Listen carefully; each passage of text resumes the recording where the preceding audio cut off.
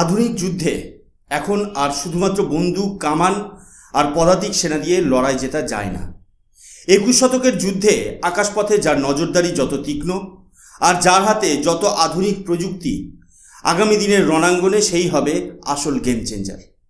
আর ঠিক এই game change করার জন্যই ইন্ডিয়ান আর্মি এমন এক যুগান্তকারী পদক্ষেপ নিয়েছে যা শুনে ইতিমধ্যেই বেজিং থেকে ইসলামাবাদ সর্বত্র একটা নীরব আতঙ্ক তৈরি হয়েছে। আপনারা যারা গ্লোবাল জিওপলিটিক্স এবং ফিউচার ওয়ারফেয়ারের নিয়ে খোঁজ রাখেন, তাদের জন্য আজ একটা বিশাল ব্রেকিং নিউজ রয়েছে। নমস্কার, আমি সুশোভন। আপনারা দেখছেন আপনাদের প্রিয় চ্যানেল অদ্ভুত অথচ বাস্তব। আজকের সবথেকে বড় খবর হলো আমাদের জাতীয় সেনা বা ভারতীয় সেনা সম্পূর্ণ এক নতুন স্পেশালাইজড ফোর্সের গঠন করতে চলেছে, যার নাম দেওয়া হয়েছে বাজ ব্যাটালিয়ন। আমাদের প্রাক্তন সেনাপ্রধান জেনারেল উপেন্দ্র দ্বিবেদী তাঁর কার্যকালের একেবারে শেষ দিকে এসে এই ঐতিহাসিক ঘোষণা করে গিয়েছেন। এই বাজ ব্যাটালিয়ন হলো এমন এক ডেডিকেটেড ফোর্স যারা শুধুমাত্র স্পেশালাইজড ড্রোন ওয়ারফেয়ারের উপর কাজ করবে। আর এই বিরাট পদক্ষেপকে সাপোর্ট করার জন্য ভারত সরকার আরও একটি ঐতিহাসিক সিদ্ধান্ত নিয়েছে। ইন্ডিয়ান আর্ম ফোর্সেস নিজেদের ড্রোন প্রকিউরমেন্টে সম্পূর্ণ দেশীয় প্রযুক্তিকে কাজে লাগানোর জন্য রেকর্ড $2 বিলিয়ন এক মেগা প্রজেক্টকে গ্রিন সিগন্যাল দিয়ে দিয়েছে। অর্থাৎ আগামী দিনে ভারতের আকাশ সুরক্ষিত থাকবে ভারতের মাটিতে তৈরি ড্রোনের পাহারায়। এখন স্বাভাবিকভাবেই আপনাদের মনে বেশ কিছু প্রশ্ন জাগতে পারে, হঠাৎ করে কেন এই বিশাল সিদ্ধান্ত নিল ভারতীয় সরকার? এই বাজ ব্যাটালিয়ন ঠিক কিভাবে কাজ করবে এবং কেন একে গেম চেঞ্জার বলা হচ্ছে? আমাদের সেনায় তো আগে থেকেই কিছু ড্রোন ইউনিট ছিল, তাহলে এই নতুন ব্যাটালিয়ন তাদের থেকে ঠিক কতটা আলাদা এবং কতটা ভয়ঙ্কর হতে চলেছে? সবচেয়ে বড় কথা, ভারত কেন বিদেশি কোম্পানিদের সম্পূর্ণভাবে বাদ দিয়ে শুধুমাত্র লোকাল বা ইন্ডিজিনাস কোম্পানির উপর $2 বিলিয়ন এত বড় বাজি ধরছে? এর ফলে গ্লোবাল জিওপলিটিক্যাল ডাইনামিক্সে ভারতের সামরিক অবস্থান ঠিক কতটা মজবুত হবে? আর আমাদের দুই প্রতিবেশী, একদিকে পাকিস্তান আর অন্যদিকে চীন, তাদের বর্ডারে অর্থাৎ এলওসি এবং এলএসিতে এই বাজ ব্যাটালিয়ন কিভাবে ত্রাস সৃষ্টি করবে? আজকের এই সম্পূর্ণ অ্যানালিসিসে আমরা এই সবকটি প্রশ্নের উত্তর একদম সহজ সরল ভাষায় খুঁজে বের করব। তাই স্কিপ না করে পুরো ভিডিওটা শেষ পর্যন্ত দেখতে থাকুন। আজকের এপিসোডটি প্রত্যেকটি ভারতীয়র জন্য অত্যন্ত গর্বের হতে চলেছে। প্রথমেই আমরা কথা বলবো আমাদের এই $2 বিলিয়ন ড্রোন প্রকিউরমেন্ট প্রজেক্ট নিয়ে। যে কোনো দেশের সেনার আধুনিকীকরণের জন্য সবচেয়ে জরুরি হলো নিজস্ব সাপ্লাই চেন। রাশিয়া এবং ইউক্রেনের যুদ্ধ থেকে সারা বিশ্ব একটা খুব বড় শিক্ষা পেয়েছে, আর সেই শিক্ষাটা হলো যুদ্ধের ময়দানে আপনি যদি অন্য কোনো দেশের অস্ত্রের ওপর নির্ভরশীল হন, তবে যে কোনো মুহূর্তে আপনার সাপ্লাই চেন কেটে যেতে পারে। ভারত সরকার এবং ইন্ডিয়ান আর্মি এই বিষয়টা খুব ভালোভাবেই বুঝতে পেরেছে, আর তাই এই মাসের শুরুতেই ডিফেন্স সেক্টরে একটা বিশাল বড় পদক্ষেপ নেওয়া হয়েছে। আগামী 18 থেকে 24 মাসের মধ্যে আমাদের ইন্ডিয়ান আর্ম ফোর্সেস প্রায় 20,000 কোটি টাকারও বেশি মূল্যের সামরিক ড্রোন কিনতে চলেছে। আপনারা স্ক্রিনে দ্য হিন্দু পত্রিকার একটি অত্যন্ত গুরুত্বপূর্ণ আর্টিকেলের হেডলাইন দেখতে পাচ্ছেন। এখানে স্পষ্ট লেখা আছে, India set for $2 billion drone order in biggest buy industry body says. আমি আপনাদের এই খবরের পেছনের আসল তাৎপর্যটা বুঝিয়ে বলছি। এই যে বিশাল অঙ্কের ড্রোন কেনা হবে, এর 100%ই কেনা হবে সম্পূর্ণ লোকাল এবং দেশীয় কোম্পানিগুলোর কাছ থেকে। অর্থাৎ এই প্রজেক্টে কোনো বিদেশি হস্তক্ষেপ থাকবে না। এখানে Tata, Larsen and Toubro, Adani, আইডিয়া ফোর্জের মতো ভারতের নিজস্ব কোম্পানিগুলো সরাসরি যুক্ত থাকছে। এর ফলে দুটো বিশাল বড় সুবিধা হবে। প্রথমত, ডিফেন্স সেক্টরে মেক ইন ইন্ডিয়া এক নতুন উচ্চতায় পৌঁছাবে। দেশের ভেতরে হাজার হাজার নতুন কর্মসংস্থান তৈরি হবে এবং আমাদের দেশের টেকনোলজি কোম্পানিগুলো আর্থিকভাবে অনেক বেশি শক্তিশালী হবে। দ্বিতীয়ত এবং সবচেয়ে গুরুত্বপূর্ণ বিষয়টি হলো সিকিউরিটি বা নিরাপত্তা। ড্রোন হলো এমন একটি প্রযুক্তি যা প্রচুর সেন্সিটিভ ডেটা সংগ্রহ করে। বিদেশি ড্রোন ব্যবহার করলে সেই ডেটা লিক হয়ে যাওয়ার একটা ঝুঁকি থেকেই যায়। কিন্তু যখন দেশের মাটিতে তৈরি ড্রোন দেশের আকাশ পাহারা দেবে, তখন আমাদের ইন্টেলিজেন্স বা গুপ্তচর বৃত্তির ডেটা সম্পূর্ণ সুরক্ষিত থাকবে। এই সিদ্ধান্ত প্রমাণ করে যে ভারত এখন ড্রোন ওয়ারফেয়ারকে কতটা সিরিয়াসলি নিচ্ছে এবং আত্মনির্ভরতার পথে ভারত কতটা আগ্রাসী নীতি গ্রহণ করেছে। এবার আসা যাক আমাদের আজকের সবচেয়ে চর্চিত বিষয়, বাজ ব্যাটালিয়নের কথায়। স্ক্রিনে লক্ষ্য করুন বিজনেস স্ট্যান্ডার্ডস পত্রিকার হেডলাইনটি, army to expand drone fleet, raise Baaz battalion for better surveillance. আমাদের সেনাপ্রধান জেনারেল উপেন্দ্র দ্বিবেদী তার মেয়াদ শেষের ঠিক আগে এই মাস্টার স্ট্রোকটি দিয়ে গেছেন। তিনি খুব স্পষ্টভাবে জানিয়ে গিয়েছেন যে ইন্ডিয়ান আর্মি এখন ড্রোন ব্যবহারের জন্য একটি সম্পূর্ণ ডেডিকেটেড স্ট্রাকচার তৈরি করছে।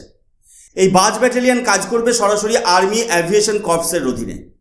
যারা জানেন না তাদের সুবিধার্থে বলি, আর্মি অ্যাভিয়েশন কোর হলো ভারতীয় সেনার সেই শাখা যারা আমাদের স্থলসেনাকে আকাশপথে সমস্ত রকম সাপোর্ট দিয়ে থাকে। এখন প্রশ্ন হলো, এই ফোর্সের নাম বাজ কেন রাখা হলো? আপনারা সকলেই জানেন বাজ পাখি বা হক তার প্রখর দৃষ্টিশক্তি, নিখুঁত শিকার করার ক্ষমতা এবং ঘন্টার পর ঘন্টা আকাশে উড়ে নজরদারি চালানোর জন্য বিখ্যাত। ঠিক এইভাবে এই বাজ ব্যাটালিয়ন আমাদের সেনার জন্য আই ইন দ্য স্কাই বা আকাশের চোখ হিসেবে কাজ করবে। এদের দায়িত্বগুলো শুনলে আপনি অবাক হয়ে যাবেন। এরা লং রেঞ্জ ইউএভি অপারেট করবে, অর্থাৎ যে সমস্ত ড্রোন দূরপাল্লার সেগুলোকে কন্ট্রোল করবে। গভীর শত্রুপক্ষে ঢুকে ব্যাটেলফিল্ড সার্ভেলেন্স বা নজরদারি চালাবে। টার্গেট অ্যাকুইজিশন করবে, অর্থাৎ আকাশে বসেই নিখুঁতভাবে হিসাব কষে নেবে যে শত্রুর বাংকার বা গোলাবারুদের ডিপো কোথায় আছে এবং সেখানে কিভাবে আঘাত হানতে হবে। এছাড়াও আর্টিলারি বা গোলন্দাজ বাহিনী এবং ইনফ্যান্ট্রি বা পদাতিক বাহিনীকে রিয়েল টাইম ইন্টেলিজেন্স বা খবরাখবর সরবরাহ করবে। সোজা কথায় বলতে গেলে এই বাজ ব্যাটালিয়ন হবে ভারতীয় সেনার এক অত্যাধুনিক নার্ভ সেন্টার, যারা ড্রোন প্রযুক্তির মাধ্যমে পুরো যুদ্ধক্ষেত্রকে নিজেদের হাতের মুঠোয় রাখবে। এখানে অনেকেই একটি অত্যন্ত প্রাসঙ্গিক প্রশ্ন করতে পারেন, ইন্ডিয়ান আর্মির কাছে তো আগে থেকেই কিছু স্পেশালাইজড ড্রোন ফরমেশন ছিল, যেমন অশ্বিনী ড্রোন প্ল্যাটুন, শৌর্য স্কোয়াড্রন কিংবা দিব্যাস্ত্র ব্যাটারি। তাহলে এই বাজ ব্যাটালিয়ন তাদের থেকে কতটা আলাদা? এই বিষয়টা একটু মন দিয়ে বুঝুন। আগের যে ফরমেশনগুলো ছিল সেগুলোর খুব নির্দিষ্ট বা ডেডিকেটেড কাজের জন্য তৈরি করা হয়েছিল। যেমন অশ্বিনী ড্রোন প্ল্যাটুন মূলত ইনফ্যান্ট্রি বা পদাতিক বাহিনীর জন্য ট্যাকটিক্যাল সার্ভেলেন্স বা কাছাকাছি নজরদারি করার কাজ করত। শৌর্য স্কোয়াড্রন সাপোর্ট দেয় আমাদের আর্মার্ড বা ট্যাঙ্ক ফরমেশনকে। আর দিব্যাস্ত্র ব্যাটারি মূলত লয়টারিং মিউনিশনস বা কামিকাজি ড্রোন নিয়ে কাজ করে, যে ড্রোনগুলো সোজা গিয়ে শত্রুর ঠিকানায় আছড়ে পড়ে বিস্ফোরণ ঘটায়। এগুলোকে বলা হয় ওয়ান ওয়ে অ্যাটাক ড্রোনস। কিন্তু বাজ ব্যাটালিয়নের দায়িত্ব এবং কাজের পরিধি এদের সবার থেকে অনেক অনেক গুণ বড়। বাজ ব্যাটালিয়ন কোনো নির্দিষ্ট ছোট কাজের মধ্যে সীমাবদ্ধ থাকবে না। এরা হবে এক ওভারআর্চিং কমান্ড। লং রেঞ্জ আইএসআর থেকে শুরু করে সম্পূর্ণ ড্রোন ফ্লিট ম্যানেজমেন্ট, যুদ্ধক্ষেত্রে বিভিন্ন ইউনিটের মধ্যে কোঅর্ডিনেশন, সব কিছুই বাজ ব্যাটালিয়নের ছাতার তলায় আসবে। শুধু তাই নয়, ভারতীয় সেনা আগামী দিনে যত রকম ফিউচার ওয়ারফেয়ার বা টেকনোলজি নিয়ে আসবে তার সব কিছুই এই ব্যাটালিয়নের ইন্টিগ্রেট করা হবে। এর মধ্যে থাকছে ফিক্সড উইং ড্রোন, যেগুলো দীর্ঘক্ষণ আকাশে উঠতে পারে। থাকছে ভিটিওএল ড্রোন, যেগুলো ওড়ার জন্য কোনো বড় রানওয়ের প্রয়োজন হয় না, হেলিকপ্টারের মতো সোজা উপরের দিকে উঠতে পারে। থাকছে সোয়ার্ম ড্রোন, যা হলো ড্রোনের একটি বিশাল ঝাঁক, যা একসঙ্গে শত্রুর উপর আক্রমণ শানিয়ে তাদের এয়ার ডিফেন্স সিস্টেমকে সম্পূর্ণ অকেজো করে দিতে পারে। আর সবচেয়ে মারাত্মক হলো এআই ইনভেল্ড অটোনোমাস ড্রোন, অর্থাৎ আর্টিফিশিয়াল ইন্টেলিজেন্স যুক্ত এমন ড্রোন যা জিপিএস বা নেভিগেশন ছাড়াই নিজের বুদ্ধিতে যুদ্ধক্ষেত্রে অপারেশন চালাতে সক্ষম। এই সব কিছু কন্ট্রোল করবে বাজ ব্যাটালিয়ন। ভারত তার এই স্ট্র্যাটেজিক পদক্ষেপের মাধ্যমে গ্লোবাল জিওপলিটিক্সে এক অত্যন্ত কড়া বার্তা দিয়েছে। স্ক্রিনে দেখুন রক্ষা নির্ভেদার এই নিউজ আর্টিকেলটি। Skyward sovereignty, India finalise record breaking $2 billion home grown military drone procurement. এখানে সভারেনিটি বা সার্বভৌমত্বের কথা বলা হয়েছে। এর মানে হলো ভারত তার আকাশসীমা রক্ষা করার জন্য কোনো দেশের মুখাপেক্ষী হয়ে বসে থাকতে চায় না। এবার একটু ভেবে দেখুন, আমাদের বর্ডার বা সীমান্তের দিকে তাকালে আমরা কি দেখতে পাই? একদিকে পাকিস্তানের সাথে আমাদের এলওসি, যেখানে প্রতিনিয়ত জঙ্গিরা অনুপ্রবেশের চেষ্টা করে। অন্যদিকে চীনের সাথে এলওসি, যেখানে লাদাখ থেকে অরুণাচল পর্যন্ত এক বিশাল উচ্চতায় মাইনাস তাপমাত্রায় আমাদের সেনাদের পাহারা দিতে হয়। এছাড়া রয়েছে রাজস্থানের বিশাল মরুভূমি বা ডিজার্ট সেক্টর। এই প্রতিটি জায়গা দুর্গম, মানুষের পক্ষে সব জায়গায় সবসময় ফিজিক্যালি পাহারা দেওয়া প্রায় অসম্ভব। এখানেই বাজ ব্যাটালিয়ন গেম চেঞ্জার হতে চলেছে। হাই অল্টিটিউড বা চরম উচ্চতায় যেখানে সাধারণ মানুষ শ্বাস নিতে কষ্ট হয়, সেখানে এই অত্যাধুনিক ড্রোনগুলো অনায়াসে নজরদারি চালাবে। রাতের অন্ধকারে ঘন জঙ্গলের মধ্যে দিয়ে কোনো জঙ্গি অনুপ্রবেশের চেষ্টা করলে ড্রোনের থার্মাল ইমেজিং ক্যামেরায় তা ধরা পড়ে যাবে এবং নিমেষের মধ্যে আমাদের সেনা অ্যাকশন নিতে পারবে। চীনের দিক থেকে যে কোনো রকম সেনা সমাবেশ বা নির্মাণের চেষ্টা হলে বাজ ব্যাটালিয়নের লং রেঞ্জ ড্রোনগুলো ভারতের আকাশসীমায় থেকেই চীনের বহু দূর পর্যন্ত ডিটেইলড ছবি তুলে আমাদের হেডকোয়ার্টারে পাঠিয়ে দেবে। অর্থাৎ শত্রুর যে কোনো সারপ্রাইজ অ্যাটাক বা লুকিয়ে আক্রমণ করার পরিকল্পনাকে একেবারে প্রাথমিক স্তরেই ধ্বংস করে দেওয়ার ব্লুপ্রিন্ট তৈরি করে ফেলেছে ভারত।